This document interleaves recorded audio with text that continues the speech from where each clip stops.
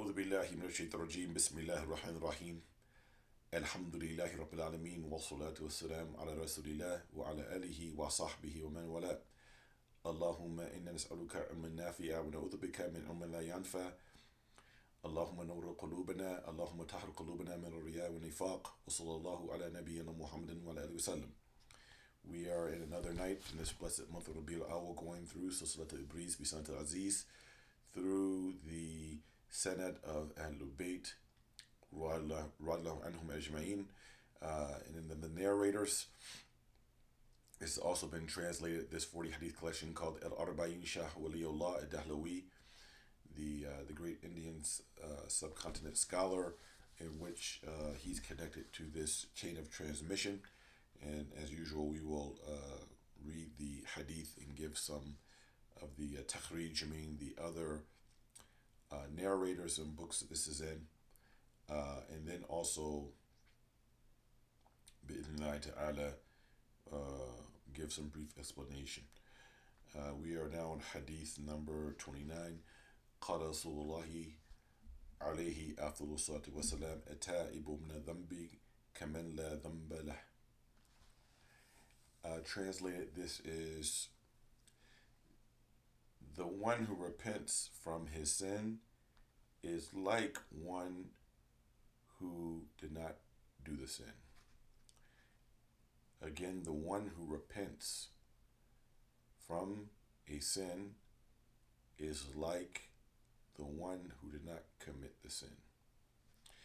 This hadith has been narrated also by the honorable companion Sahabi Jalil Abdullah ibn Mas'ud Waliullah, and in Sunan ibn Majah, and also that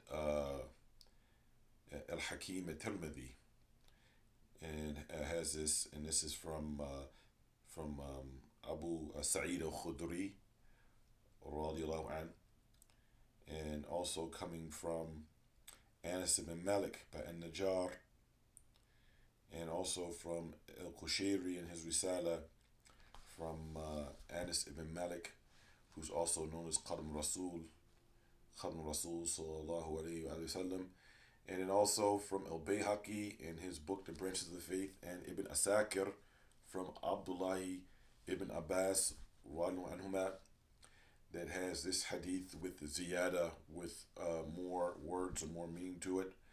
Also narrated in Tabarani in his Kabir, and by Abu Naim Asfahani in Hayat al-Awliya wa Tabaqat al-Asfiya, his famous book that this hadith has been narrated. And then from our 12 Shia brothers and sisters in their books, Al-Kulaini narrates this in Usul Kafi, and As-Suduq in his book Uyun al-Akhbar, which is a book that goes through the sanad, or the asanid in the book, primarily relate to sayings or stories of Ali, al-Imam Ali ibn Musa al-Rida radiallahu anhuma. And then also in the book Bihar Anwar by al-Majlisi of the 12 verse, this is also been mentioned. And my brothers and sisters in Islam, when we're on this issue of personal sin, when a person is doing sins in which they haven't harmed anyone, it's only the sins that one commits when one of the rights of Allah Tabaraka wa Ta'ala has not been fulfilled, and of the rights that one should have that does not harm other people. If we sincerely repent from this, then is as if we didn't commit the sin, meaning that we will be forgiven, and this will be wiped from our slate of sins and bad deeds with Allah's permission. Now, two pieces with this. Number one, in regards to tawbah, is number one, having remorse in the heart about the wrongdoing that's been done, seeking forgiveness to Allah Tabaraka wa Ta'ala, and being resolute in not going back to that, striving to not go back to that sin which was done. Of course, we're fallible beings. We make mistakes, so we can remake the mistake. But we should have determination and fortitude and true tawbah that we're not going to go back. Which means that we should place roadblocks in between those things that led us up to commit that sin. So if it's certain company, and if we're doing sinful activity of a certain company, then for instance, extracting ourselves from that type of company, or going to certain locations in which sinful activity is going on, about being careful and striving to be more scrupulous in regards to that sin. Also, this hadith does not cover harm that we do to other people.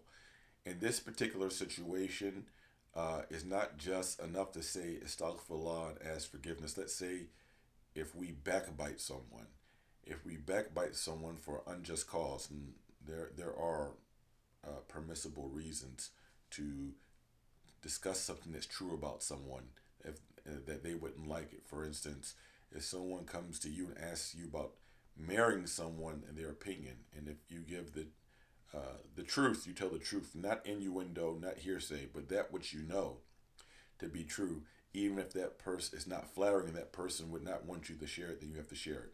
Same thing in like business transactions. If someone comes to you about business, likewise, if there's a leader in the community that violates an amana, like a fiduciary trust, mismanaging money, for instance, and that is known and discussed, then that is in and of itself, this does not constitute backbiting. But if, let's say, we backbite someone or slander someone, then it's just not simply enough to say astaghfirullah. We should seek out that person's forgiveness, right, for that sin. And if that person doesn't forgive us, or if we don't ask for that, then Allah is most just, and we will be asked about this on the day of resurrection, on the day of judgment, Yom Hisab, the day of reckoning and all calculations. So we ask Almighty Allah Tabaraka wa Ta'ala to make us be from the true, sincere repenters.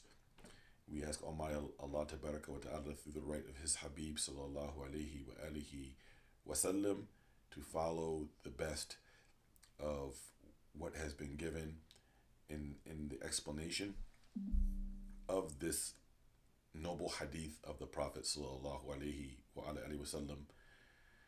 أقول قولي هذا استغفر الله لي ولكم والحمد لله رب العالمين.